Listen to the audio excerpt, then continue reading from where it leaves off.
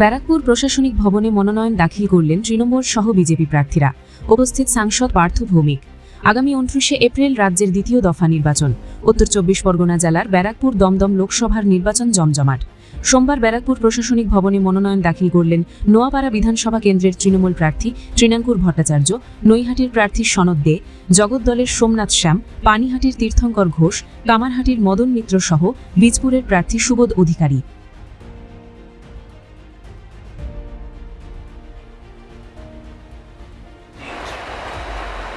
In the Legislative Assembly, I, Tirthankar Ghosh, having been nominated as a candidate to fill a seat in West Bengal Legislative.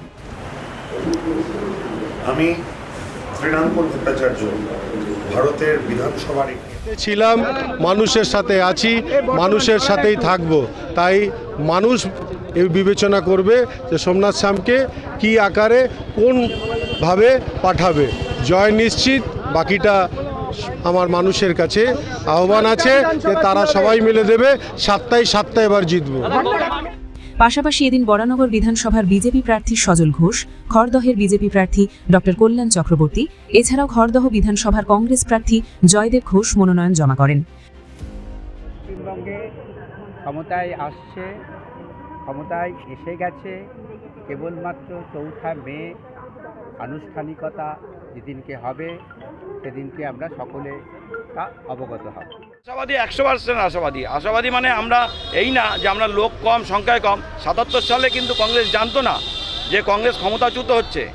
হ্যাঁ, তখন কিন্তু কংগ্রেসের প্রচুর লোকজন, কিন্তু তখন সিপিএমরা যখন ক্ষমতায় আসলো তখন কিন্তু বুঝতে পারেনি যে ক্ষমতায় চলে আসবে। আমরা সেইভাবে যে লোক বেশি এবং ইসেও বলেছিল যে খড়ের আঁটি যত মোটা কাটতে ততই সোজা, সেইভাবে আমরা ট্রিট করছি। মনোনয়ন জমা দেওয়াকে ঘিরে সকাল থেকেই প্রশাসনিক ভবন চত্বর ছিল আঁটুসাঁটু নিরাপত্তা। নির্বাচন কমিশনের সমস্ত বিধিনিষেধ মেনেই প্রার্থীদের কড়া নিরাপত্তা বলয়ের মধ্যে দিয়েই ভেতরে প্রবেশ করানো হয়।